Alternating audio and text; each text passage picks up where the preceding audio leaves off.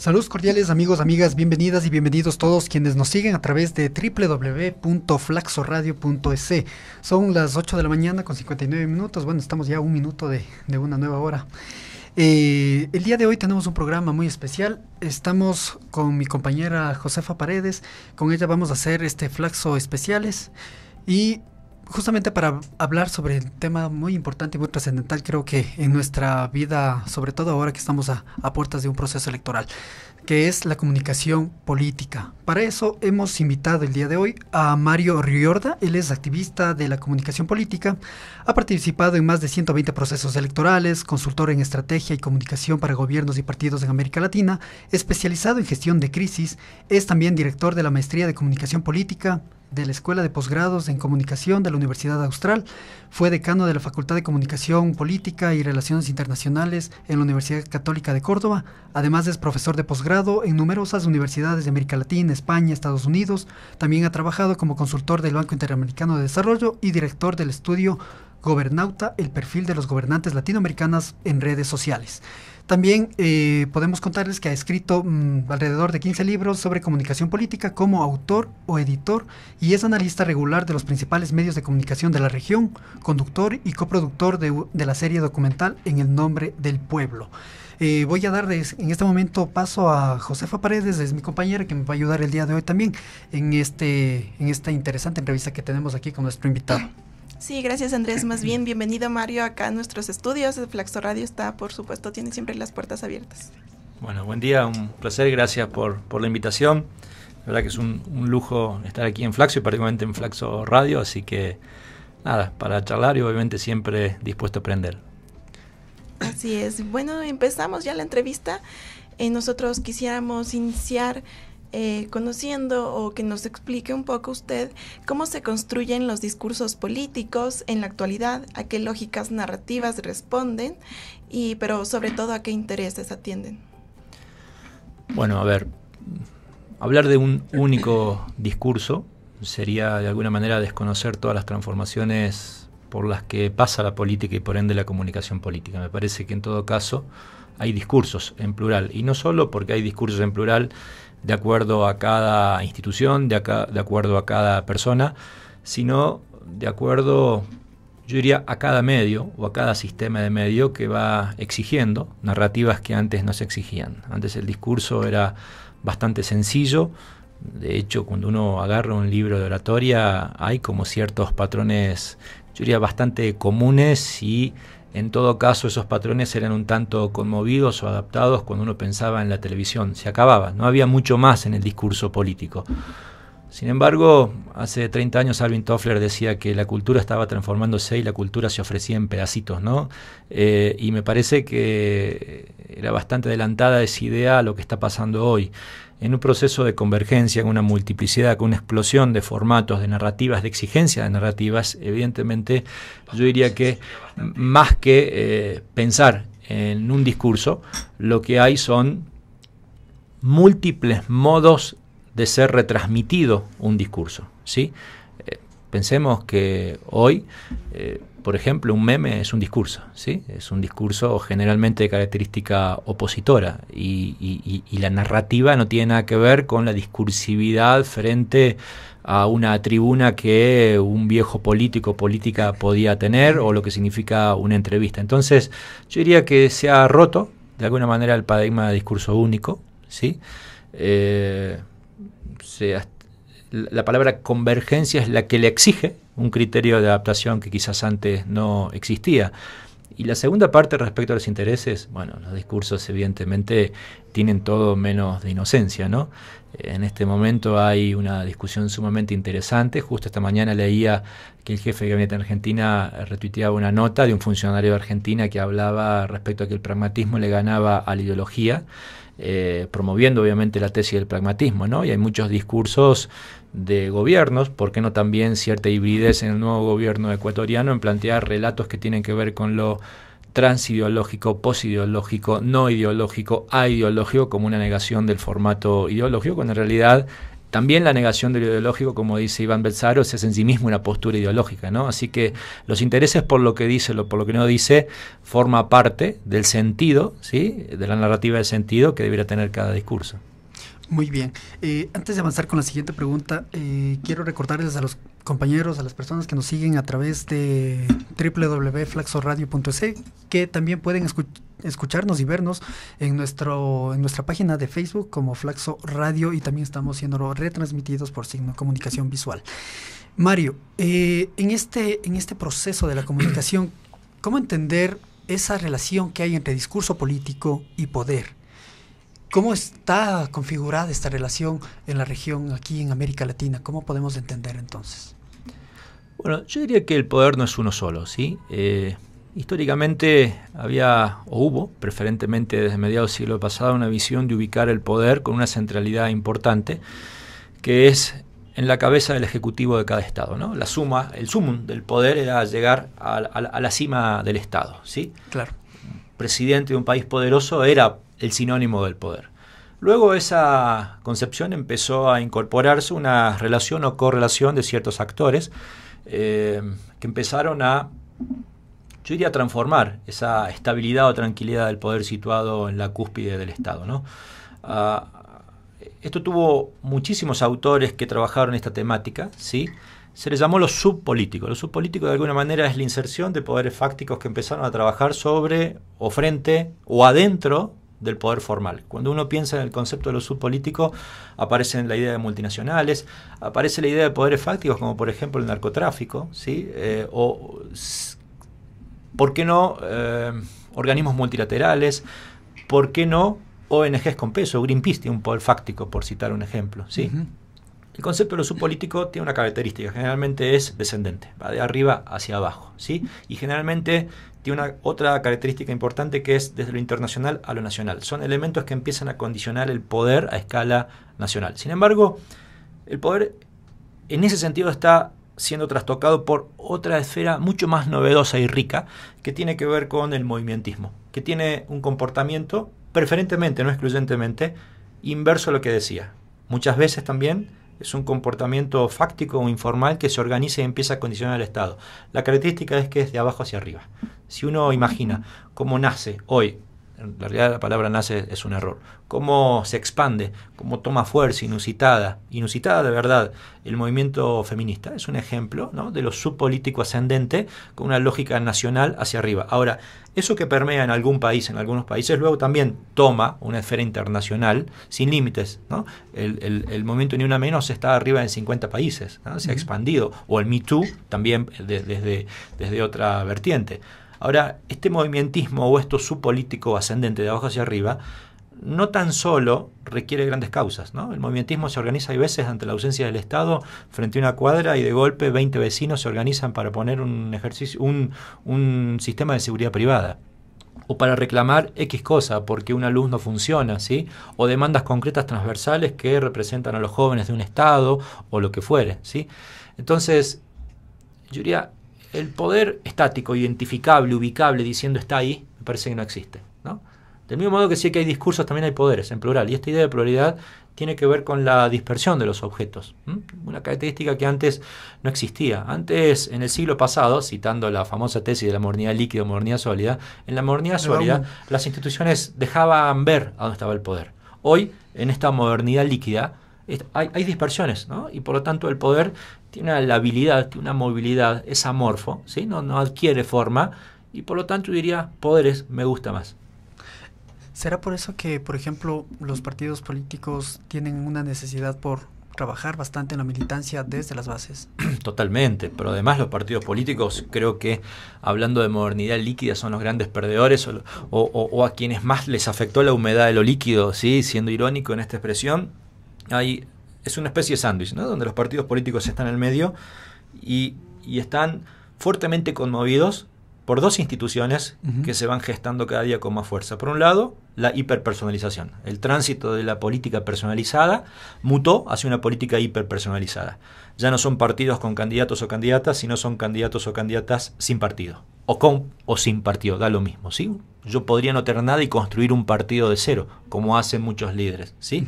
Que gestan movimientos. Y por otro lado, precisamente esto, los movimientos, ¿no? Que es esta dimensión amorfa, a mi entender, es el modo más interesante, sobre todo para pensar América Latina a través de la representación política. Si yo tuviera que decir cómo estudiar la representación política, doy clases, por ejemplo, en alguna maestría en partidos políticos y les digo, cuidado con el nombre de esta maestría que nos ha quedado modelo siglo XX, cuando el modelo siglo XXI genera una representación amorfa con características bastante interesantes. Ya no hay identidad necesariamente ideológica como sí exigían en clave de coherencia los partidos políticos, sino hay una identidad asociada preferentemente a demandas concretas. Y esta es la novedad, ¿sí? Porque antes, ante un recambio, ante una derrota electoral, ¿sí?, los partidos no desaparecían, mantenían una identidad asociada a la coherencia a lo largo del tiempo. Hoy estos movimientos, que pueden tener una característica explosiva de aglutinamiento, tienen una exigencia concreta, que es resolver esa demanda específica para la cual fueron creados o se gestaron estos movimientos. Entonces, entre la hiperpersonalización y el movimentismo quedaron atrapados los partidos políticos, que no desaparecen, pero que se ven reducidos su misma esencia, porque estos movimientos muchas veces los incluye, pero los supera.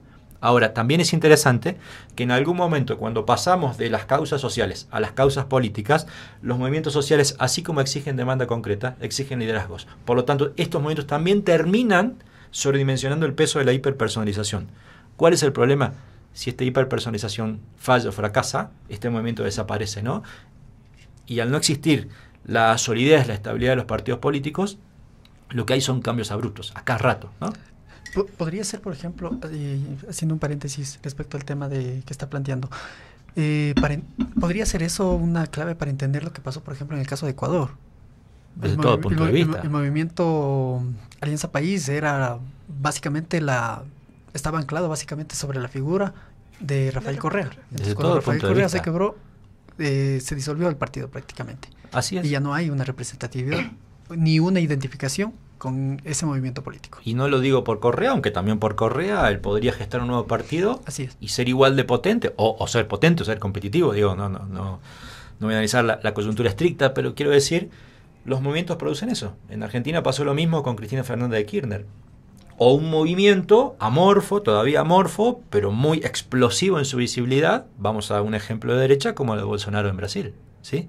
O el caso de Andrés Manuel López Obrador en México, que literalmente le pega una patada al sistema político partidario clásico, a los tres partidos, ¿no?, al PRI, al PAN y al PRD. No solamente los patea, los insulta, los maltrata. Él no es un antisistema, es un antipartidos clásicos, ¿sí? El PRIAN le suele llamar él, ¿no? Es la alianza entre el PRI y el PAN, sobre todo.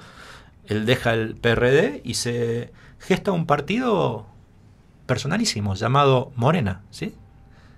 Es un partido que él quiso crear, con lo cual ganó, luego incluso de haber sido derrotado, ganó en contra de todo el sistema de partidos clásicos. Es una estructura movimentística. Ahora, el nivel de expectativas que hay en la gestión de Andrés Manuel López Obrador es altísima, ¿no? Esto también son los riesgos. Es tan concreta la demanda de apoyo que luego los niveles de representación se sostienen tanto en cuanto esas demandas tengan, si no un avance concreto, por lo menos un avance simbólico, que es coherencia, ¿no? Y esto es difícil. Generalmente estos movimientos tienen una característica de composición, que es, hay una transversalidad en sus componentes y por lo tanto está lleno de contradicciones de partes, ¿no? No son movimientos coherentes identitariamente. La única coherencia es su eje temático, o sus ejes temáticos en plural. Sí, en este sentido, bueno, en este escenario que nos ha comentado usted, aquí cómo se involucran los jóvenes, ellos qué tanto participan, qué tanto eligen y qué tanto son elegidos. ¿Cómo se están involucrando los jóvenes en la política aquí en América Latina? Bien, dice un colega que de las casas partidarias, la política ha mutado a las causas sociales, de las casas a las causas, ¿no? Y en realidad creo que cuando hay causas que motiven, el joven se involucra, ¿sí? No nos olvidemos que hay distintos tipos de participación para lo cual analizar tu pregunta. Una cosa es la participación en el voto. América Latina, salvo 4 países, tiene votación obligatoria. Por lo tanto, diría que la participación juvenil es bastante parecida a la del resto de la población, por un lado. Pero hay otra participación que tiene que ver con una participación asociada a un activismo, ¿sí?, que tiene que ver con ser parte de algunas causas. Se estima que en promedio En América Latina, entre el 10 y el 15% de las personas forman parte de alguna causa social, o una ONG, o un club, o algo, alguna organización que los identifique, ¿sí? No necesariamente partidos políticos, hablo de alguna participación social. Me parece que cuando hay causas, los jóvenes apoyan fuertemente estos movimientos. El problema es que son los primeros que se desencantan. Por lo tanto, básicamente, digo, me imagino que por una cuestión de ímpetus, ¿no? Pero es interesante. Daría un ejemplo en Argentina. El kirchnerismo fue un movimiento muy joven en su composición, pero en el último tramo del gobierno perdió prácticamente gran parte del apoyo juvenil. El macrismo, ¿no? Con Cambiemos, en asociación, fíjense, doy ejemplos de izquierda y doy ejemplos de derecha, arrancó con un ímpetu juvenil fenomenal. Pero luego, hoy, a Cambiemos le pasa lo mismo que a las derechas, por ejemplo, europeas o norteamericanas. Son apoyadas mucho más por un sector adulto mayor que por jóvenes. ¿Qué pasó en ambos lugares? Un desencanto mayor, ¿sí? Entonces, también es interesante esto, ¿no? En esta estructura movimentística, el joven tiene un poder activador fenomenal, y este poder activador además cobra fuerza en la concepción digital de la acción que gran parte de los jóvenes realizan, ¿no? Por lo tanto, potencian a un nivel pocas veces visto. Generalmente es difícil separar lo que pasa en las redes y en la calle, pero generalmente cuando hay redes y calle, uno de los elementos más, digo en términos poblacionales, más visibles precisamente es la juventud, ¿no? Entonces, activan mucho, pero también se desactivan rápido. Justamente sobre esos juegos que tiene tanto la izquierda como la derecha, ambas posiciones utilizan las mismas estrategias de comunicación, ¿o en qué se diferencian? A ver, yo no sé si usaría la palabra estrategia, ¿no? Porque la estrategia generalmente tiene una connotación bastante coyuntural asociada a intereses particulares de una campaña electoral, de una campaña pública, de un objetivo muy particular. Yo diría que hay ciertas prácticas que efectivamente empiezan a ser bastante transversales, ¿no? Hay un viejo librito, viejo en serio, ¿no? Pero me encanta citar porque era muy provocador en la década del 90. Hubo un diálogo europeo entre Gianni Vattimo, el filósofo, Norberto Bobbio, el politólogo, y Gianfranco Bossetti, el periodista, ¿no? Es interesante. Filosofía, ciencia política y periodismo. Y el título era provocador, fuertemente provocador. Se llamaba La izquierda en la era del karaoke, ¿no? Lo que decía básicamente en ese tiempo era que la izquierda actuaba reactivamente, cuando la palabra reacción o lo reactivo casi siempre podríamos aplicarlo a las derechas, ¿no?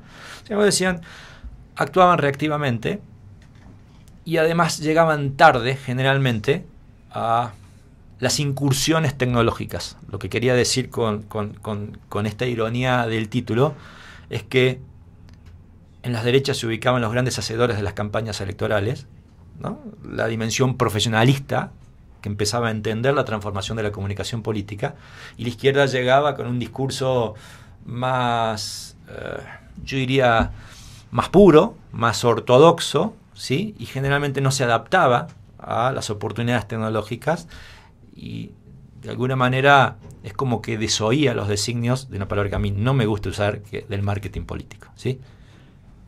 Yo la cambio por la profesionalización de la comunicación política.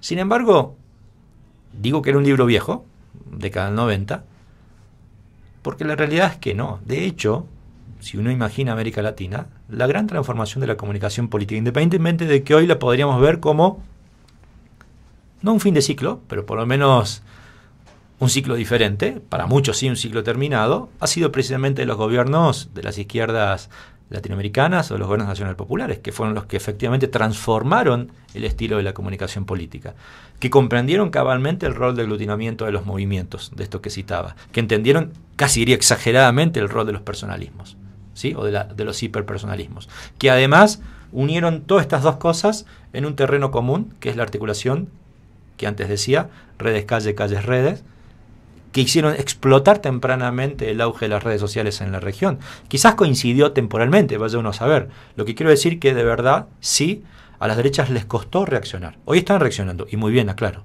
¿sí? Pero ya no hay predominio de uno y de otro.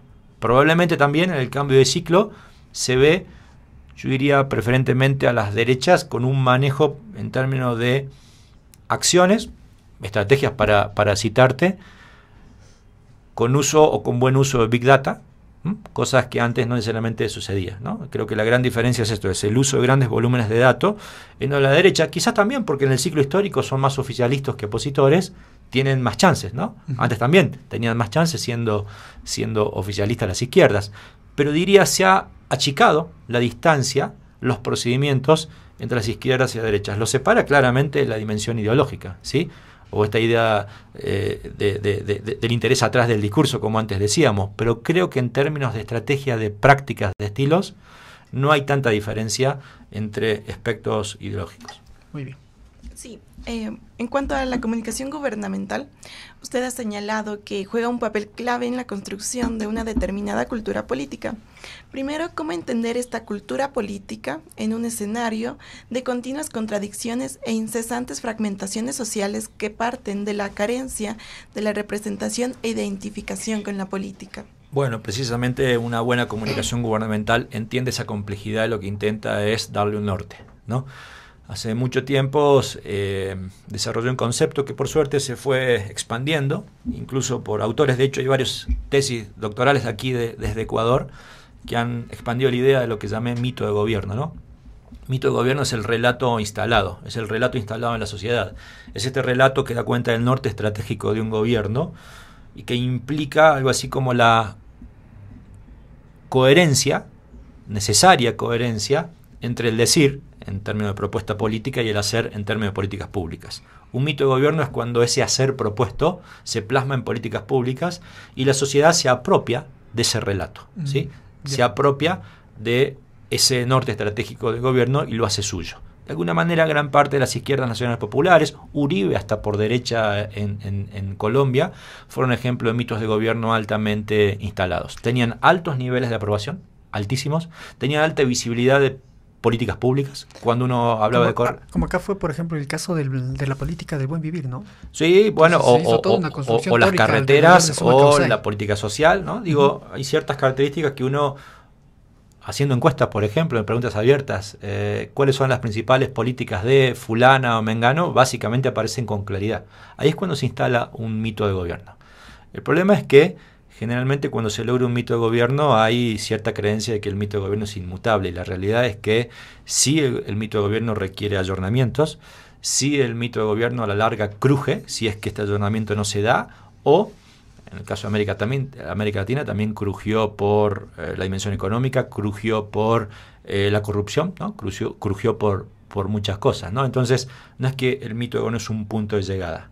El mito de gobierno es un proceso que se gesta, pero que requiere de continuidad. Entonces, ¿por qué uso la expresión mito de gobierno? Porque da cierta estabilidad a esta inestabilidad que vos mencionabas en tu pregunta, ¿no? A esta complejidad. El mito de gobierno es una especie de normalizador de expectativas, y por eso también es algo tan interesante. La característica de hoy de los gobiernos en América Latina realmente es preocupante, ¿no? Yo diría que están frente a opciones de consensos muy precarios. Solamente en términos de valoración de opinión pública, cualquier gobierno de América Latina en promedio mide la mitad de lo que medía cualquier gobierno hace 10 años. Digo, el promedio de valoración en el año 2007 iba más o menos del 55 al 65% de gran parte de los gobiernos, especialmente de los gobiernos nacionales populares. Hoy, pensar que un gobierno tenga más de 30% ya es una rareza. Digo, hasta el propio Ecuador ha descendido abruptamente los niveles de aprobación, pero no es un problema solamente de Ecuador. El caso de Colombia es el último presidente asumido de la región y ha visto descender su popularidad a niveles preocupantes, pero realmente preocupantes. Son muy pocos. Probablemente López Obrador en México sea el único presidente que tenga un diferencial positivo muy claro. Todo el resto o tiene más negatividad que positividad o directamente proporciones absolutamente agravadas de negatividad en una relación 3-1. Hoy justo se publicó una encuesta en Argentina donde el 72%, es decir, 3/4 partes de la población está en desacuerdo con el gobierno o está descontento con el gobierno de Macri. Digo, de estos niveles hablamos de descontento, ¿no?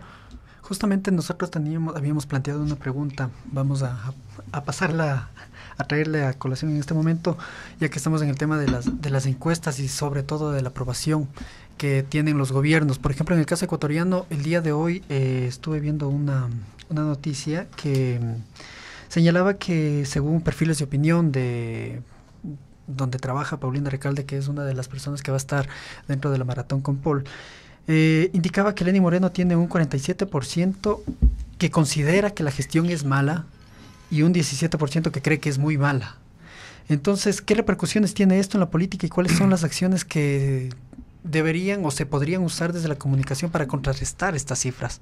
¿Cuáles son las acciones que utilizarían eventualmente los gobiernos para poder contrarrestar toda esta sensación de que el gobierno es malo, ¿no? Wow, si contesto esto, soy candidato al premio Nobel, así de una, en un segundo. No, en realidad, a mí me obsesiona una expresión. De hecho, en el año 2006 publiqué un libro que se llama La construcción del consenso, ¿no? Básicamente orientado al rol de la comunicación gubernamental. Me parece que los gobiernos ganan con prácticas electorales que son prácticas de parte, ¿no? Si hay una característica que tiene la comunicación electoral es que no necesariamente le habla a todos, sino a una parte, entre comillas, fiel que garantiza un triunfo. El consenso en todo caso requiere de complejidades mayores, ¿no? Sin embargo, los gobiernos ganan de un modo y luego por inercia se mantienen comunicando como si la campaña electoral se proyectase, ¿no? Y la construcción de consenso es otra cosa, es una cosa mucho más compleja y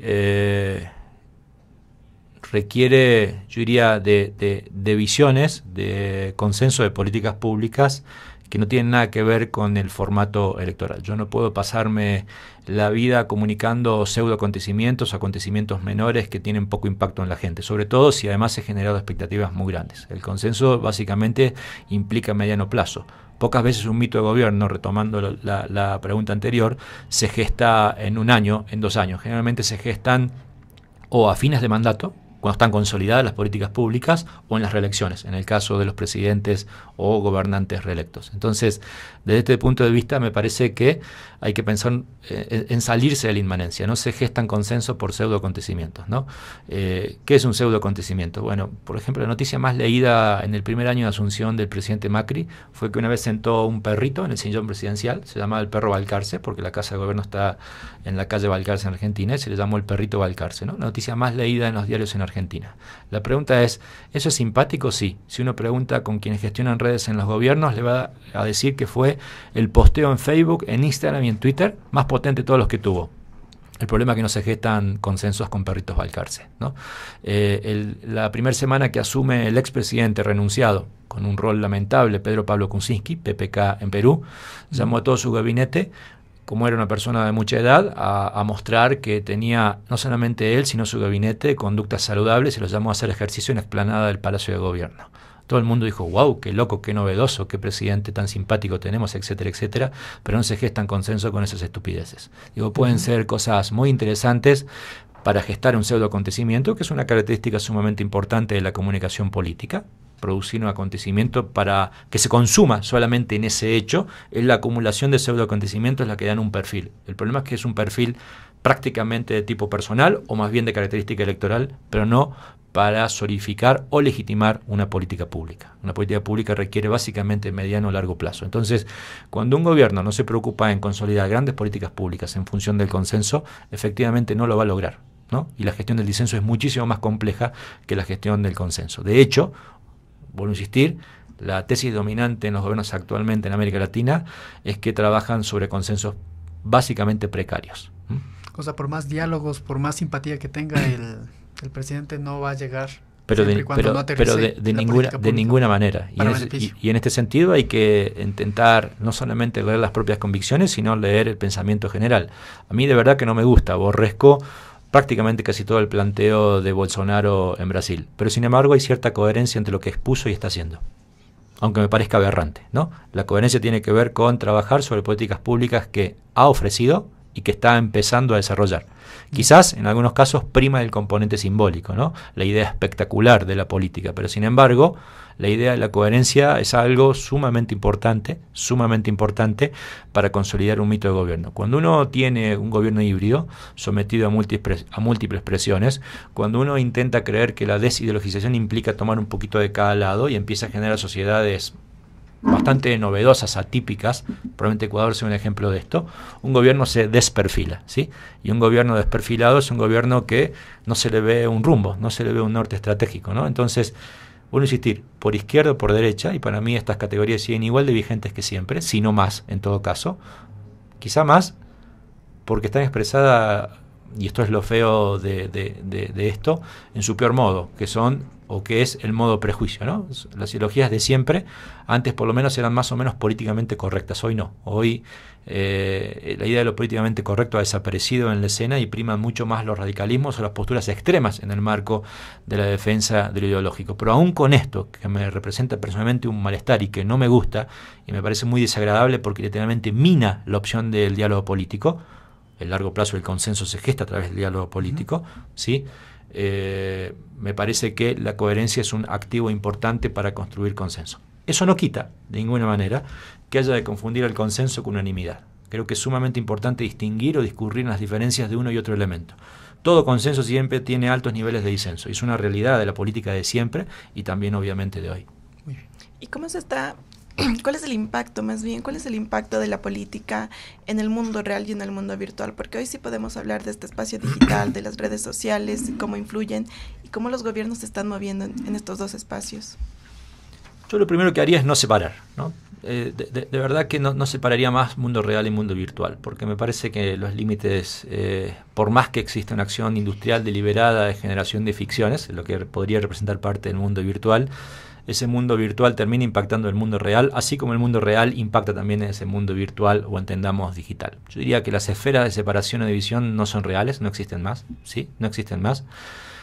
Las redes no son todo, pero todo termina impactando en las redes. Es algo así como un repositorio de los discursos públicos que terminan decantando en ese lugar, aún con ficción, ¿sí? Llamo ficción a, por ejemplo, que venga una empresa y genere trending topic falsos, ¿no?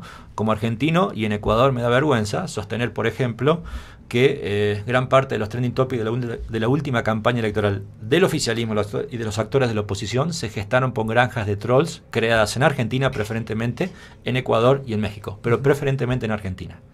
Quiero decir, esto es una ficción. Sin embargo, esta ficción aporta al debate. Sobre esa ficción también se discutía o se discute, ¿no? Entonces, no es menor reconocer que la diferencia prácticamente, o los límites, o las fronteras entre uno y otro mundo, no existen. Ahora, sobre si la política tiene características distintas en las redes sociales, y la realidad es que no tanto, ¿no? Leí un informe que puede hacerlo, lo hice en Argentina, pero podría contar estadísticas de otros países, donde la última campaña electoral en Norteamérica, el 70% de los norteamericanos creyeron que al leer algo en las redes estaban leyendo algo falso. Sin embargo, cada vez que lo leían, aún siendo falso, aún creyendo que era falso, si servía para legitimar o dar razón al punto de vista previo, lo compartían. ¿Sí? En Argentina este número me dio 63% de gente que cree que lo que lee en la red es falso, pero que si legitima su punto de vista igual lo comparte. Hablemos de la posverdad, ¿no? Evidentemente, entonces digo, ahí probablemente sea una ficción política, entre comillas, pero que afecta a la realidad. Ya no me importa la racionalidad, y esto es una característica de las nuevas campañas electorales. Hay, yo diría, un peso relativo cada vez menor de la racionalidad, ¿sí? Las campañas electorales ya no tienen plataformas, las plataformas son verdaderas piezas de arqueología.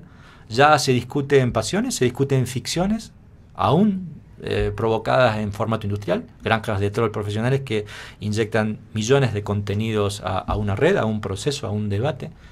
Pero esto circula en la realidad, ¿sí? Circula en la realidad de todo punto de vista, no es ya ficción puro. Sobre esto yo comparto, ¿sí? Y ya no importa ser de izquierda o ser de derecha, aunque hay una propensión de que los actores de derecha comparten más noticias falsas que los de izquierda, pero tampoco es una diferencia gigante, ¿sí?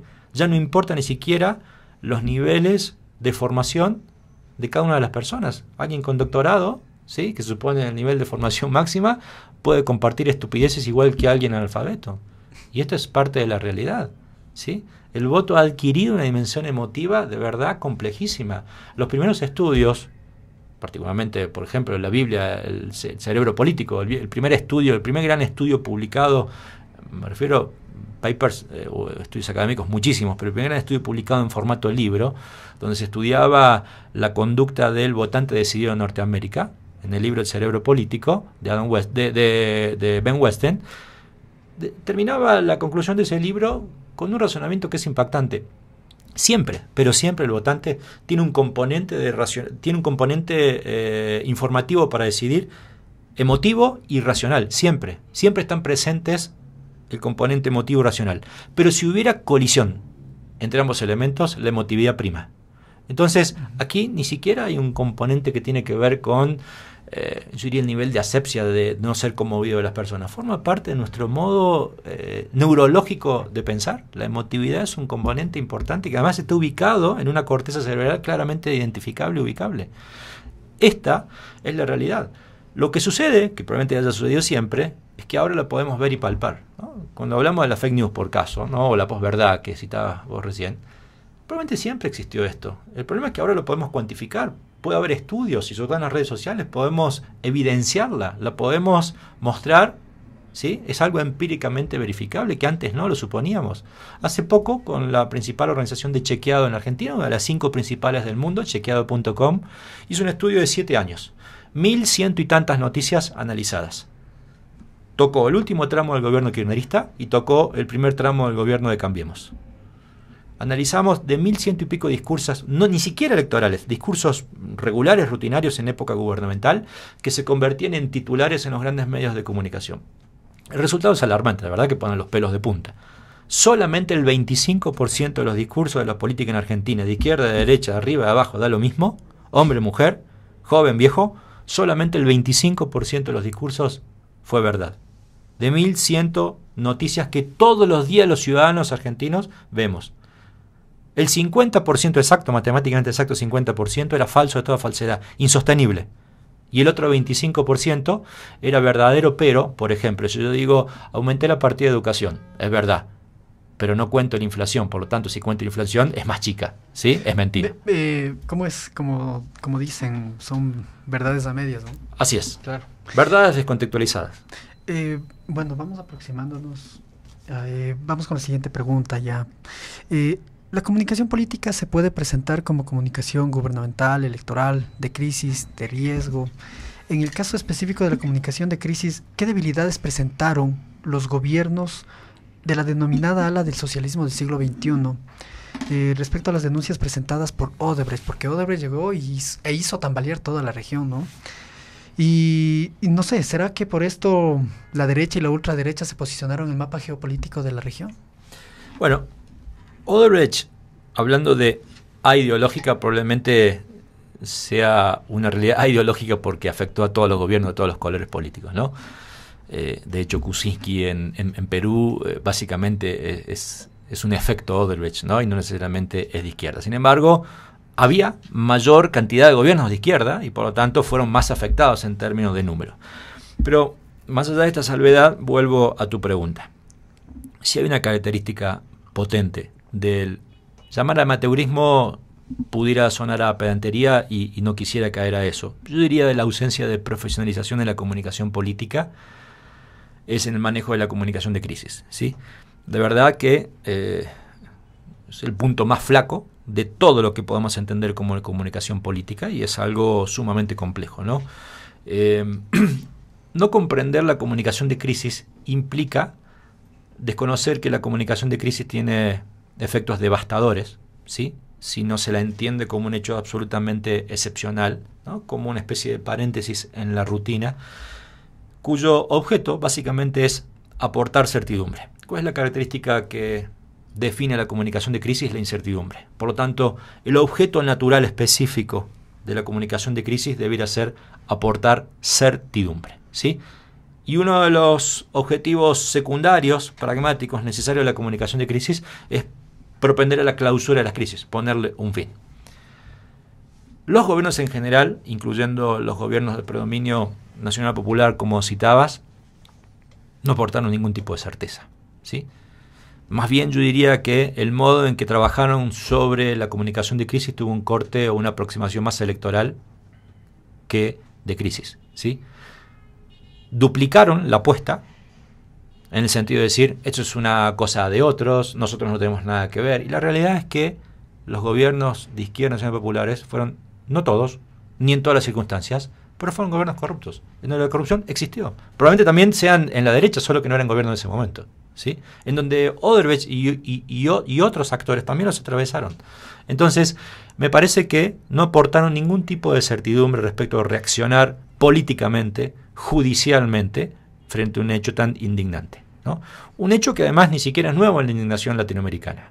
Hace 20 años los estudios del Latinobarómetro demostraban que la indignación latinoamericana pasaba por la corrupción, principio de la década del 90, pasaba por la pobreza y pasaba por el desempleo. Hoy los niveles de indignación pasan exactamente por los mismos 3 lugares a los cuales se le agrega la inseguridad o la criminalidad, ¿sí? Es decir, las demandas están vigentes, solo que estos gobiernos no hicieron nada.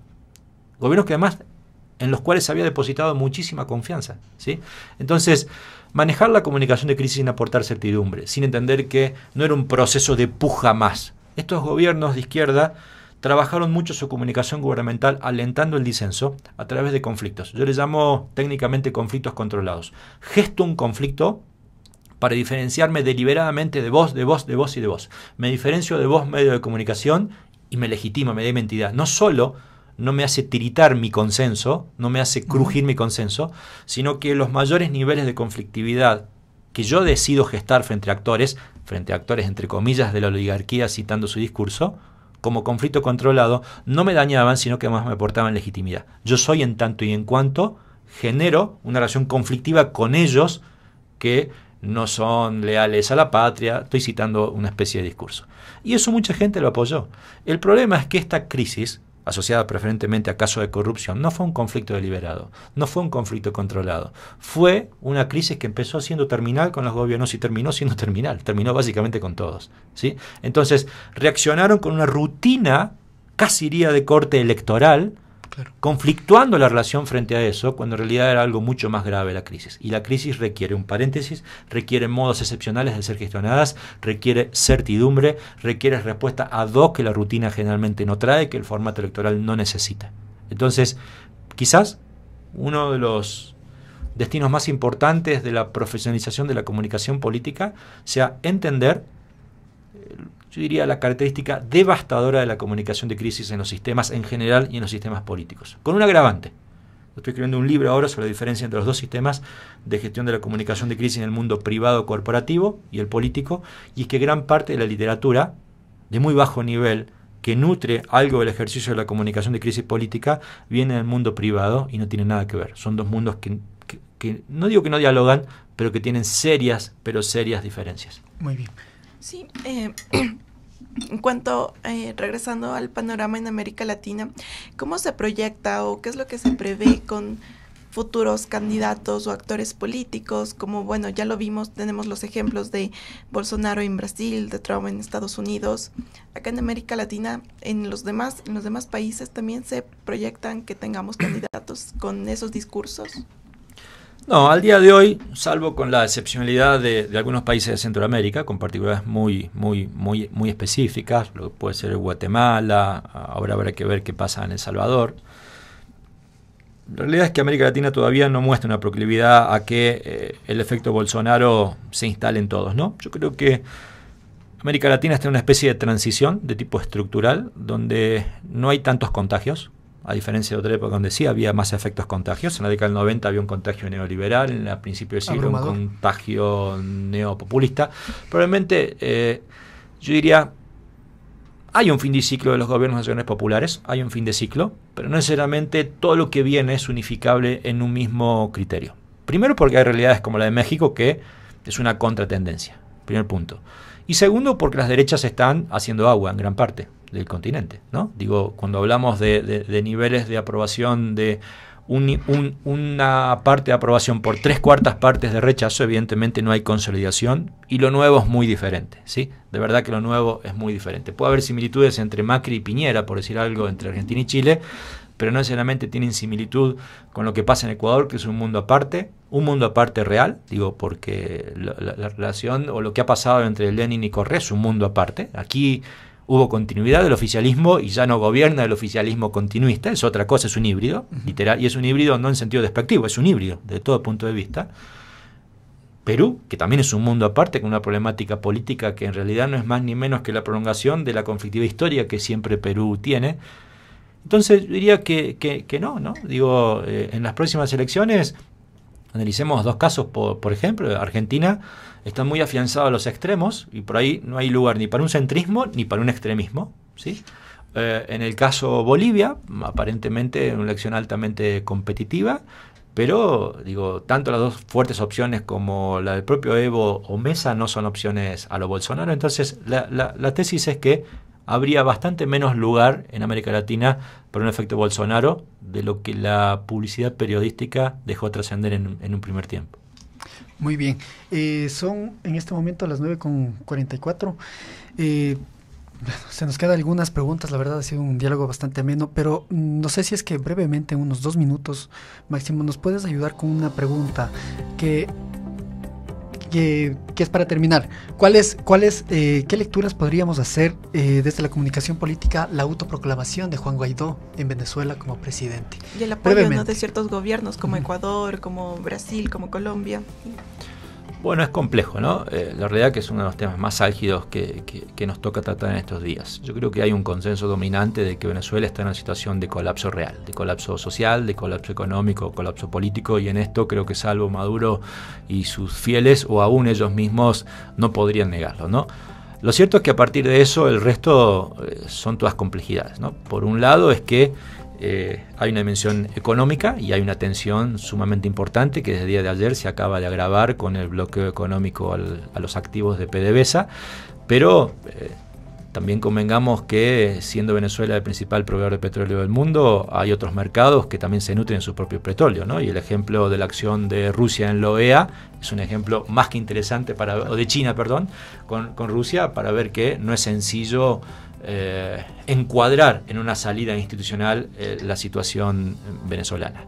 Segundo, que sí hubo un posicionamiento muy temprano, yo diría bastante ideológico, ¿sí? Iniciado por Estados Unidos y continuado por los gobiernos de la región, en lo que podríamos entenderse como el Grupo de Lima, y esto es real, esto existió. Ahora, la salida no es sencilla, ¿no? Pareciera ser que todos hubiéramos imaginado de modo temprano que tras este conflicto el valor incuestionable sería la paz, y la realidad es que no es así. Ayer acaba de parte de un funcionario norteamericano decir incluso acciones bélicas, y Maduro contestándole: háganse cargo de las acciones bélicas si ustedes las inician, sean ustedes los responsables. Digo, ni siquiera eso está claro. También pareciera ser que está claro por la presión internacional, aún desconociendo el derecho internacional, que gran parte de este lobby tiene que ver con llamado a elecciones libres. Lo cierto es que Transparencia Internacional en el día de ayer acaba de sacar un comunicado que Venezuela no está en condiciones de garantizar elecciones libres. Por lo tanto, lo que parecía que era claro los primeros días después de esta acción, guste o no, pero fue una acción muy potente, hoy no es tanto, ¿sí? Ni la violencia es un activo, ni la transparencia electoral es otro activo, ni la unanimidad internacional que se creía temprana que no tenía contras, hoy sí tiene contras, ¿no? Entonces habrá que ver. Lo cierto es que está el pueblo venezolano en el medio de todas estas cuestiones, ¿no? Muchísimas gracias, agradecemos bastante la participación de Mario Riorda por habernos de alguna forma ayudado con sus conceptos para entender este tema que es bastante complejo y sumamente necesario en una sociedad de muchos cambios, de muchas transformaciones. Muchísimas gracias, Mario. Josefa. Sí, gracias. Les recordamos a nuestros oyentes y a nuestros seguidores que le podrán revisar la entrevista en nuestro canal de YouTube. Estamos como Flaxo Radio.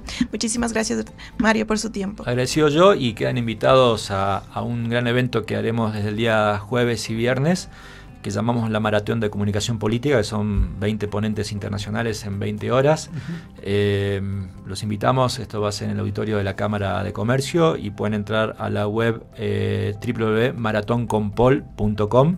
La verdad es un evento puramente de comunicación política y muy intenso, por eso el concepto maratón, y es la primera vez que se hace aquí en Ecuador, así que ojalá puedan acompañarnos. Muy amable, gracias, ¿no? Gracias, Mario. Por favor.